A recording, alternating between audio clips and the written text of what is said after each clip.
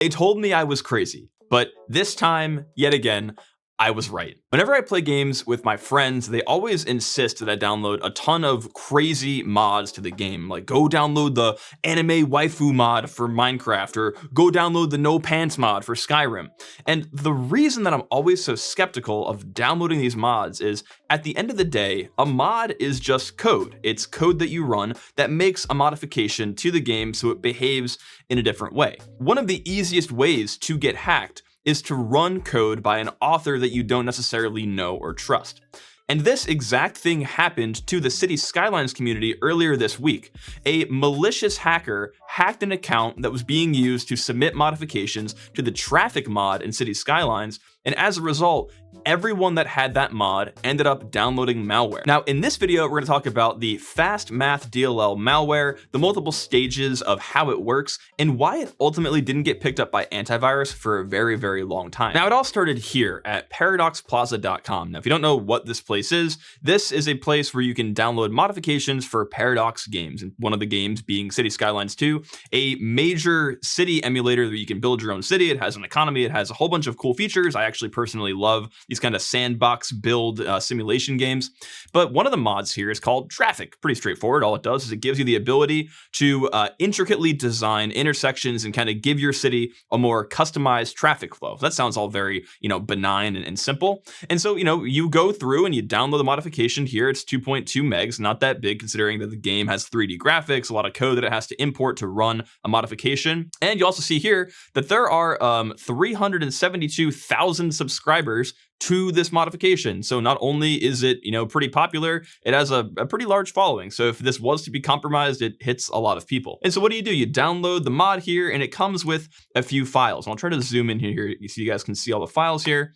But when you install modifications to games, depending on how the game is written, most of the time you just install a DLL, a dynamic link library, which is like a shared object in Linux. It's this way of transporting code to be loaded by an application that's already compiled. So by putting this into the game folder for City Skylines, it'll load the DLL and do whatever is happening inside of the DLL itself. Now, what happened recently is that this traffic.dll mod came with an additional file that you're not seeing inside of this download. This download has the fixed version without the malware. It came with another file. Traffic.dll used to not be the only library that this mod would come with. It would also come with this other library here called fastmath.dll. You may look at this library and say, okay, well, it's a library that has to do with a game. Games need to do math. I want to do math fast, so it makes sense that this library comes here.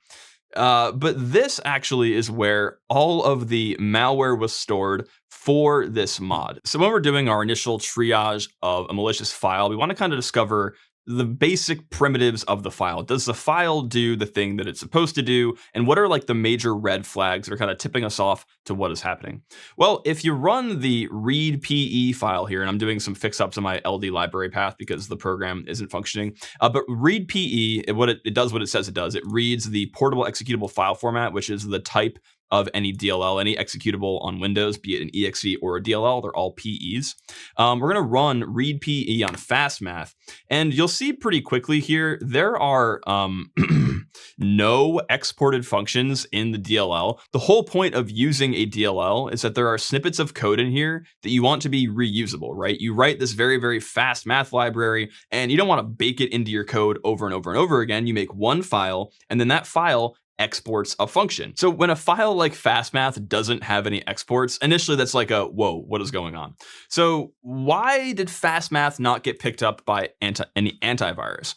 The way that fastmath actually distributes its stage 2 and stage 3 payloads is really, really interesting. Hey guys, real quick, before we continue, I want to talk about my website, Low Level Academy. I honestly believe that if you want to be a good programmer or a good cybersecurity analyst, you have to know the fundamentals of how computers work. All my computers are designed around this by teaching you the core languages of how the CPU works at a basic level, like C, assembly, or network code, or threading, all happening in C. You can go try out my courses right now for free. There are some lessons that are completely free. You don't have to log in or do anything to see them. Like right now, you can do the load operation lesson in my ARM course, or maybe even learn about how arrays work in my C course. Can't be a good programmer if you don't know the fundamentals of computing. And where do you learn that? on Low Level Academy. Thanks for watching. Let's keep going. Now, the analysis of this mod has been kind of crowdsourced by a community called r/antivirus on Reddit. Between r/antivirus, r/exodus, which is the name of the crypto wallet that this malware targets, and r/city skylines, people have all kind of come together to do some research on how this mod is actually behaving. And you'll see one of the major contributors here, Tough Edition, is exposing all of the imports that this library actually imports to do its nefarious things, right? So you'll see here, kernel32.dll, create thread, sleep, alloc console, malloc, socket, connect, send to, cleanup. If you see a single program using all of these functions and maybe exclusively using these functions, 99% of the time, it's going to be malware, because why else would you need to do all of these things almost in order and exclusively? Now, when you're looking at this, you're probably thinking, okay, shouldn't antivirus like pick up on this exclusively? Like, wouldn't they just signature all of these imports and say that it's malware? Well, what's really interesting actually is if you do a string search on the malware, you're not going to find pretty much any of those strings in the binary. The way that the malware author hid the additional layers of execution called stages into this binary is super interesting. Now, when you're doing any kind of binary analysis, what you want to do first is go to where the program starts, called the entry point. And the entry point is the place that a binary is told by the loader to begin code execution. Now, technically, DLLs don't have entry points because you're not actually running the DLL itself. You are running the exports of that program. Now, as I said before, aside from the entry point, this DLL, the malicious one, doesn't actually export anything. So this is, again, another reason why it's kind of a weird malformed DLL. But if you go and you look at the exception handler table that is registered in the binary, let me pull this up here. This is the tree of functions that are meant to handle exceptions in Windows. So when you have an error in Windows, like a try catch statement, for example, you have to do this thing called stack unwinding and figure out which function was written in a way that it can handle this error. And what's actually really interesting is the very first exception handler registered to this DLL is this function here, which you'll notice Ghidra, which is the reverse engineering framework by the NSA, they didn't catch this function. The automatic analyzer just sees this as a string of bytes. So first of all, any automatic analyzer may not pick this up because it's installed into the program in kind of a weird way.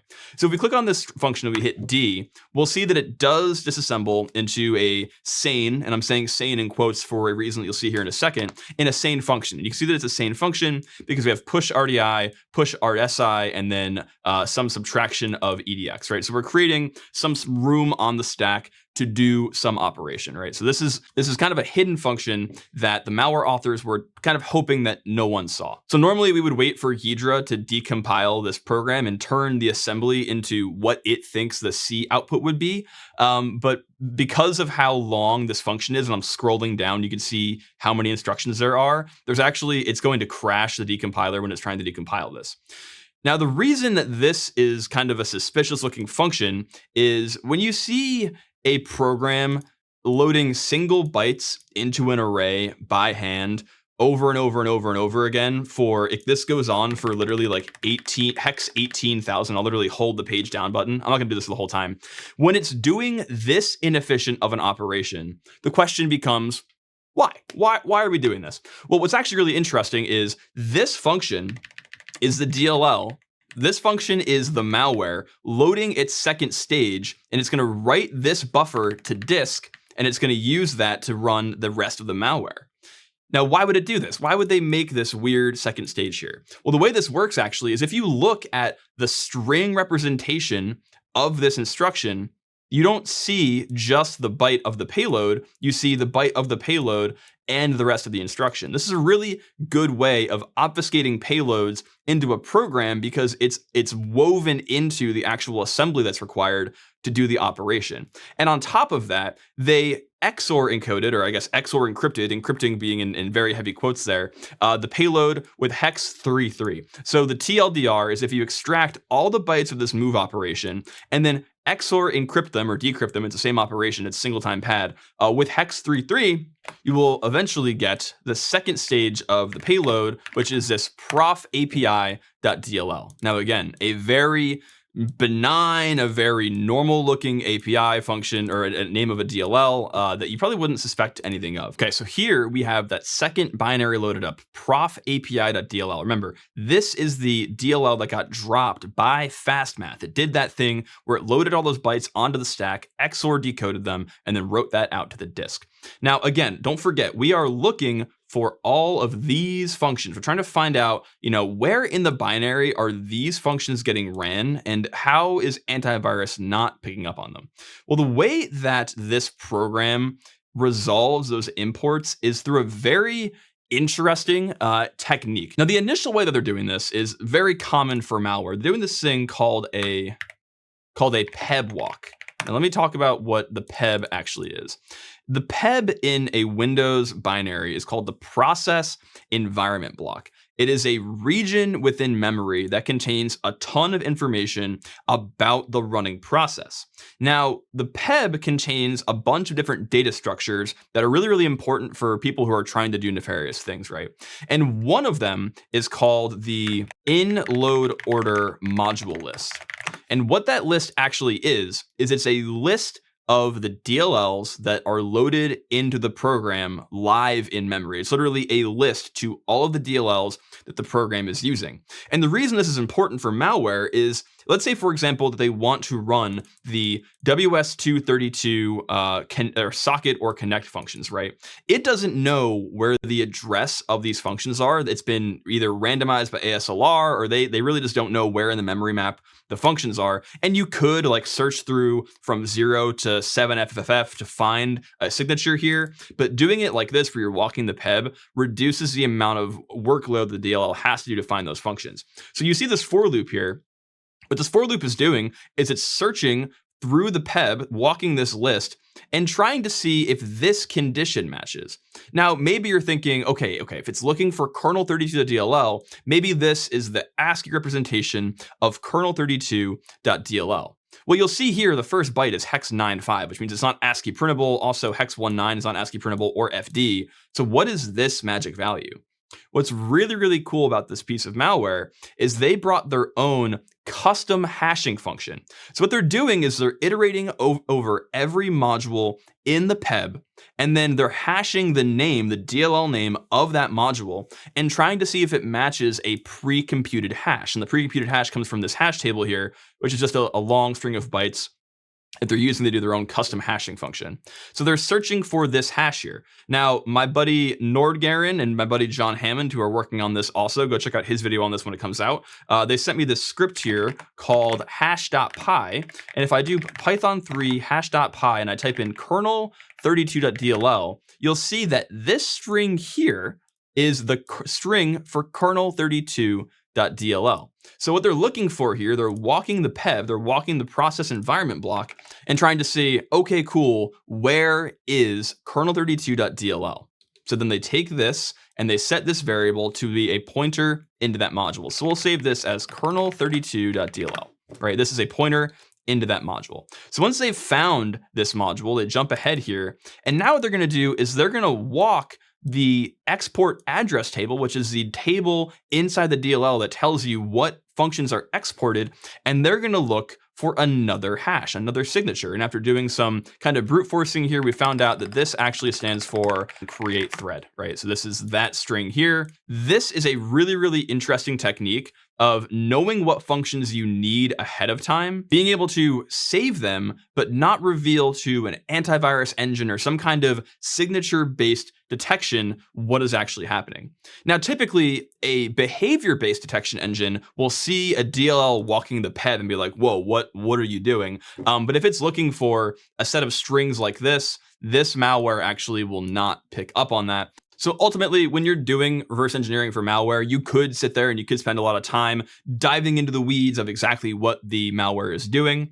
Or you could just run it. Now, I suggest not running it locally. You can use a website like, for example, Joe's Cloud Sandbox, and they put it into a VM for you. They virtualize it to the point where hopefully the malware can't see that it's in a VM, and they run the program to see what happens, and they eventually caught that it does do DLL side loading, process injection, and it enumerates a ton of information about your system, and eventually tries to steal a crypto wallet if you have one, right? So pretty standard stuff for crypto wallet stealing, but very advanced in terms of how much work went into hiding the details of the malware. I'm assuming probably to do antivirus bypass. So what should you take away from this video? First of all, when you're playing video games, be very careful what you download. A lot of mods end up just being code, and do you know about the details of all of the code? Maybe you reduce your trust to just the game manufacturer itself, or like me, maybe if it's Riot Games, for example, you don't play the game at all.